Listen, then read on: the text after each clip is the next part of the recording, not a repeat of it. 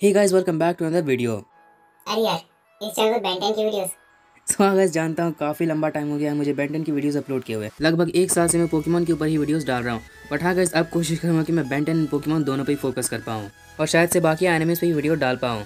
But हाँ guys, वो कोई और टॉपिक है, उसके बारे में कभी और बात करेंगे। आज का जो हमारा टॉपिक है वो काफ़ी ज़्यादा इंटरेस्टिंग है, क्योंकि आज बेसिकली हम बात करने वाले हैं बेंटन के कुछ 10 ऐसे कैरेक्टर्स के बारे में जो कि पोकेमॉन वर्ल्ड को अकेले डिस्ट्रॉय कर सकते हैं।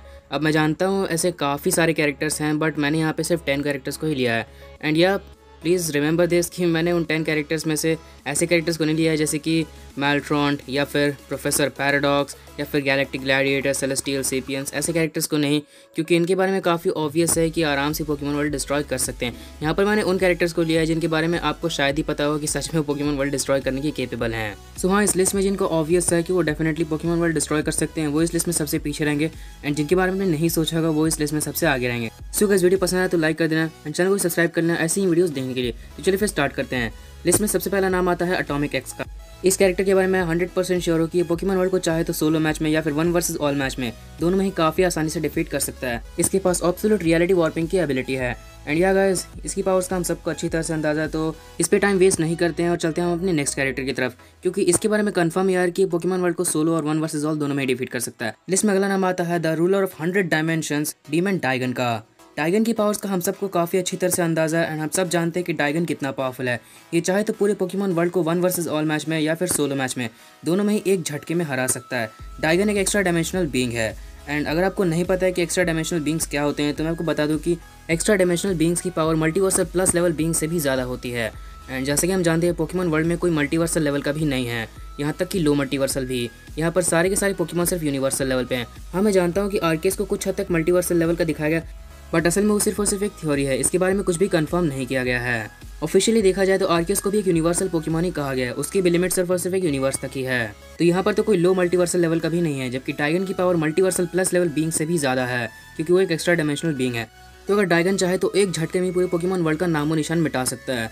सो अब चलते हैं नेक्स्ट नंबर की तरफ। वेल, नंबर 8 पर आती है एक सुपर पावरफुल एनोडाइट वर्डोना। इसका होम वर्ल्ड एनाडाइन है।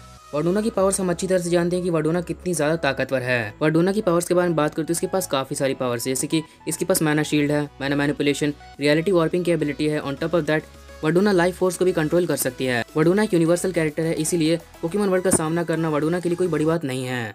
और अगर सही कहूँ तो पोकेमॉन वर्ल्ड में सिर्फ 2 पोकेमॉन को छोड़ के वर्डोना चाहे तो सारे के सारे पोकेमॉन को अकेले नॉकआउट कर सकती है।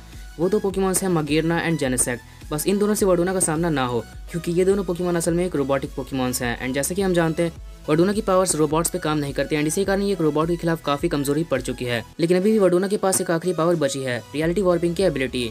एंड इसके कारण वर्डोना चाहे तो जेनेसेक्ट एंड मगेरना को भी काफ़ी अच्छी टक्कर दे सकती है एंड उन्हें हरा भी सकती है। सो देखा जाए तो वर्डोना 1 versus all and solo match दोनों में ही पोकेमॉन वर्ल्ड को हराने की केपेबल है। बढ़ते हैं नेक्स्ट नंबर की तरफ। Number 7, Kevin 11। केविन मेरा फेवरेट कैरेक्टर रहा है पूरे बेंटन की सीरीज में से, क्योंकि भाई केविन की बात ही अलग है। इसकी पावर सी इस तरह से कि कोई भी इसका फैन बन सकता है। केविन किसी की भी पावर को एब्जॉर्ब कर सकता है, ये इसकी सबसे बड़ी खासियत है। एंड इसके बाद केविन इतना पावरफुल हो जाता है कि इसे रोकना लगभग नामुमकिन है। केविन की पावर्स काफ़ी ज़्यादा इंक्रीज हो गई थी जब इसने बेन का अल्टीमेट्रिक्स एब्जॉर्ब कर लिया था। सो ऐसे में अगर देखा जाए तो कोई भी पोकेमॉन इससे लड़ने के लिए आएगा तो केविन उसकी सारी की सारी पावर्स एब्जॉर्ब कर सकता है, जिसके बाद उस पोकेमॉन के टिकने का लगभग कोई चांस नहीं है। वैसे प्रॉब्लम तो केविन को सिर्फ और सिर्फ यूनिवर्सल पोकेमॉन से लड़ते हुए आएगी, क्योंकि यूनिवर्सल पोकेमॉन्स काफी पावरफुल हैं, बट केविन उनकी ही पावर एब्जॉर्ब कर सकता है, क्योंकि फोर्स ऑफ क्रिएशन में वो बेबी एलियनस की पावर को एब्जॉर्ब करने पे उतर आया था, क्योंकि उसमें कोई पर्सनैलिटी नहीं होती है। सो अगर केविन बेबी एलियनस की पावर को एब्जॉर्ब कर सकता है then we have no idea कि पोकेमॉन वर्ल्ड का ये क्या हाल करेगा। सो पढ़ते हैं नेक्स्ट नंबर की तरफ। Number 6, ion. इयॉन की पावर्स भाई कितनी ज्यादा है ये मुझे बताने की जरूरत नहीं है। इयॉन चाहे तो पोकेमॉन वर्ल्ड को चंद सेकंड्स में ही धूल में बदल सकता है। इयॉन के पास टाइम रिलेटेड ऑलमोस्ट सारी पावर्स है, जैसे कि space time manipulation, time control, time stop, time rage, ऐसी कई सारी पावर्स। अब काफ़ी लोगों का कहना हो कि भाई डियालगा एंड आर्केस के पास भी तो टाइम कंट्रोल की पावर है।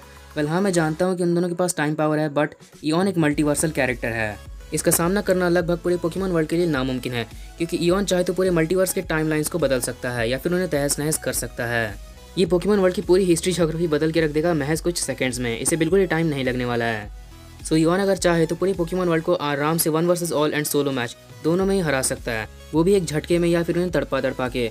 इसमें हम कुछ नहीं कर सकते हैं क्योंकि इयॉन की पावर्स काफ़ी ज़्यादा है। सो हाँ, टॉप 5 अब बेसिकली स्टार्ट होने वाला है एंड इसमें काफ़ी वियर्ड कैरेक्टर्स आएंगे। Number 5, sir George with Ascalon sword. Sir George the king of forever knights, ये कितने पावरफुल है ये मुझे एक्सप्लेन करने की ज़रूरत नहीं है। सर जॉर्ज के पास अगर एस्कलोन सॉर्ड हो तो वो ऑलमोस्ट किसी भी कैरेक्टर को डिफीट करने की ताकत रखते हैं। आई मीन एस्कलोन सॉर्ड से उन्होंने एक्स्ट्रा डायमेंशनल बीइंग डाइगन तक को हरा रखा है। सो आप खुद इमेजिन कर सकते हैं कि एस्कलोन सॉर्ड में कितनी ताकत है। अगर सही कहूँ तो एस्कलोन सॉर्ड का एक पावरफुल स्ट्राइक, याद रखना है मोस्ट पावरफुल स्ट्राइक नहीं, बस एक पावरफुल स्ट्राइक की बात कर रहा हूँ। अगर वो पावरफुल स्ट्राइक ही किसी पोकेमॉन को लग जाए तो वो उसी समय हार जाएगा। इवन आर्केस के अल्टीमेट शील्ड तक के चीथड़े उड़ जाएंगे, क्योंकि उसकी एक पावरफुल स्ट्राइक ही डाइगन जैसे कैरेक्टर को हर्ट कर सकती है। एंड अगर मोस्ट पावरफुल स्ट्राइक किसी को पड़ गया तो वो उसी समय मर जाएगा, क्योंकि इससे तो एक एक्स्ट्रा डायमेंशनल बीइंग डाइगन तक हार चुका है। सो अब बढ़ते हैं नेक्स्ट नंबर की तरफ। नंबर 4 पे है बेन 10 की सीरीज का main villain AKA Vilgax. Vilgax के पास काफ़ी सारी powers as well as weapons हैं। एंड अगर सही बताओ तो अगर ये बैटल सिर्फ और सिर्फ मूव्स के दम पर हो, मतलब अगर पोकेमॉन अपनी माइटी पावर्स इस्तेमाल ना करें, एंड अगर ये बैटल सिर्फ मूव्स के दम पे हुआ, देन विलगैक्स सोलो मैच में सारे के सारे पोकेमॉन्स की चटनी बना देगा। हाँ 1 वर्सेस ऑल में नहीं कर पाएगा, बट सोलो मैच में तो डेफिनेटली वो सारे के सारे पोकेमॉन्स को बुरी तरह से हरा देगा, क्योंकि मूव्स के दम पे इसे कोई नहीं हरा पाएगा। लेकिन जैसे कि हम जानते हैं माइटी पावर्स इस बैटल में यूज़ होंगी, एंड ऐसे में विलगैक्स कुछ भी कर ले बट उसका नॉर्मल फॉर्म नहीं टिकने वाला है। इसलिए मैंने इसके नॉर्मल फॉर्म को नहीं बल्कि इसके मोस्ट पावरफुल फॉर्म डाइगन फॉर्म को लिया है। एंड डाइगन फॉर्म में इसकी ताकत कितनी ज़्यादा है ये हम सब जानते हैं। डाइगन फॉर्म में इसके पास डाइगन की सारी ताकत आ जाती है, और उसके बाद ये भी डाइगन की तरह एक एक्स्ट्रा डायमेंशनल बीइंग बन जाता है। और अपने डाइगन फॉर्म में विलगैक्स डाइगन की तरह ही पूरी पोकेमॉन वर्ल्ड को एक झटके में ही वाइप आउट कर सकता है। तो अब बढ़ते हैं नंबर 3 की तरफ। नंबर 3 पे आता है एक सुपर ऑस्मोसियन एग्रीगोर, एक ऐसा विलन जिसे बेन अपनी पूरी लाइफ में आज तक कभी नहीं हरा सका। इसे एंड में केविन नहीं हराया था। अगर सही कहूँ तो एग्रीगोर बेसिकली उतना पावरफुल नहीं है, लेकिन उतना वीक भी नहीं है। विलगैक्स की तरह ही अगर इसकी फाइट भी सिर्फ मूव्स के दम पे हो तो ये सोलो फाइट में सारे के सारे पोकेमॉन को हरा सकता है। लेकिन अगर हम इसकी फुल पोटेंशियल जाने तो ये ना सिर्फ सोलो फाइट बल्कि 1 वर्सेस ऑल में ही पोकेमॉन वर्ल्ड को काफ़ी आसानी से हरा सकता है, क्योंकि फुल पोटेंशियल में एग्रीगोर किसी की भी पावर्स को एब्जॉर्ब कर सकता है। ये कैरेक्टर भी केविन 11 की तरह ही है, बट केविन की पावर इससे काफ़ी ज़्यादा है। सो हाँ, अगर देखा जाए तो एग्रीगोर काफ़ी मुश्किल तो आएगी, बट हाँ इसमें कोई डाउट नहीं है कि एग्रीगोर चाहे तो सारे पोकेमॉन्स की पावर्स को एब्जॉर्ब कर सकता है। इवन वो बेबी एलियनस की पावर को एब्जॉर्ब कर सकता है, एंड यही तो उसका मास्टर प्लान था, बेबी सेलेस्टियल सेपियन की पावर को एब्जॉर्ब करना। तो उसमें कोई डाउट नहीं है कि पूरा पोकेमॉन वर्ल्ड मिलके भी एग्रीगोर को फुल पोटेंशियल की बैटल में नहीं हरा पाएगा। नंबर 2 पर आती है मेरी favourite female character Gwen Tennyson. Gwen की पावर्स का हम सबको काफ़ी अच्छी तरह से अंदाजा है, एंड सोलो फाइट में ग्वेन डेफिनेटली सबसे जीत जाएगी, बट 1 वर्सेस ऑल में इसका जीतना काफ़ी मुश्किल है। बट अभी ग्वेन के पास एक ऐसी पावर जिससे वो जीत सकती है, वो है टेलीपैथी।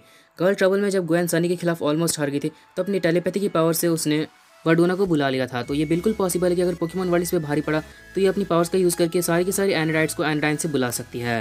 ये बिल्कुल हुपा अनबाउंड की तरह ही है। हुपा अनबाउंड पोकेमॉन समन करता है एंड ग्वेन एनाडाइट्स को बुला सकती है। एंड एक बार अगर सारी की सारी एनाडाइट्स आ गई तो पोकेमॉन वर्ल्ड का क्या होगा ये हम सबको पता है। अब ऐसे नहीं कि ग्वेन को अकेले पावरफुल नहीं दिखाया गया है, अकेले भी ग्वेन टेनिसन की काफ़ी ताकत दिखाई ये वाली नहीं, ये वाली अकेले भी ग्वेन की काफ़ी ताकत दिखाई है कि वो अपनी फुल पोटेंशियल से क्या क्या कर सकती है। सो सोलो फाइट में जीत जाएगी, बट 1 वर्सेस ऑल में उसे एनाडाइट्स को बुलाना ही पड़ेगा। एंड अगर ऐसा हुआ तो इस मैच में ग्वेन का जीतना कंफर्म है। सो फाइनली बढ़ते हैं नंबर 1 की तरफ। नंबर 1 के लिए काफ़ी सारे लोगों ने नहीं सोचा होगा कि ये कैरेक्टर नंबर 1 पे आ सकती है। हाँ गाइस, वो एक फीमेल कैरेक्टर है, एंड ग्वेन के बाद मेरी फेवरेट फीमेल कैरेक्टर रही है, एंड इसी से ग्वेन को अपनी सारी पावर्स मिली थी। आई नो वर्डोना से मिली है, बट अपनी सारी पावर्स का पता इसे इसी कैरेक्टर से चला था। आधे ज़्यादा लोग समझ गए हैं कि मैं किसके बारे में बात कर रहा हूँ, तो चलिए नाम फिर रिवील कर देता हूँ।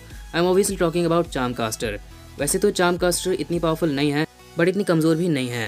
ये चाहे तो पोकेमॉन वर्ल्ड के हर एक पोकेमॉन को हरा सकती है, mascot, legendary and mythical Pokemon को छोड़ के, क्योंकि वो उसकी रीच से बाहर हैं। लेकिन अगर एक बार बस ये लेजेंड डोमेन के अंदर चल गई और अल्फारून पहन लिया तो भूल जाओ इसे कोई पोकेमॉन कभी हरा पाएगा। इस समय चार्मकास्टर चाहे तो पलक झपकते ही किसी की भी सोल को उसकी बॉडी से अलग करके उसे मार सकती है। लेजेंड डोमेन में चार्मकास्टर एक गॉड लेवल की कैरेक्टर है। इसे हराना बेंटन के भी ओवर पावर्ड कैरेक्टर्स की बस की बात नहीं है, और इसका एक पावरफुल अटैक ही अगर किसी को लग जाए तो उसी समय उस कैरेक्टर की जान निकल जाती है। आई मीन उसकी सोल उसकी बॉडी से अलग हो जाती है। और जब तक चार्मकास्टर ने अल्फारून पहना हुआ है उसे कोई छू भी नहीं सकता। अल्फारून की पावर्स का आप इस बात से अंदाजा लगा सकते हैं कि इसके सामने ग्वेन का एनाडाइट फॉर्म भी कुछ नहीं था। चंद सेकंड्स में ही अल्फारून ने ग्वेन के एनाडाइट फॉर्म तक को हरा दिया था, जिसके कारण ग्वेन की पावर्स एंड उसकी सोल उसकी बॉडी से अलग हुई और ग्वेन को भी अपनी जान गंवानी पड़ी।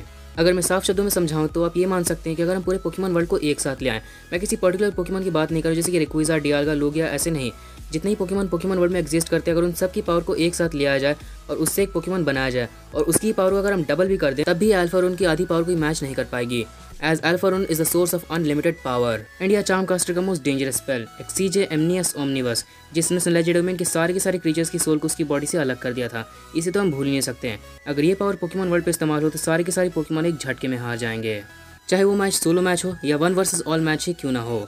तो तो चलिए गाइस, आज के लिए बस इतना है। अगर आपको वीडियो पसंद आया तो लाइक कर देना, चैनल पर नया है तो प्लीज़ सब्सक्राइब भी कर लेना इस तरह की वीडियोस देखने के लिए। एंड सब्सक्राइब करके बेल आइकन को जरूर प्रेस कर देना ताकि मैं कभी कोई वीडियो अपलोड करूँ तो उसकी नोटिफिकेशन आपके पास सबसे पहले आ जाए। And finally, thanks for watching.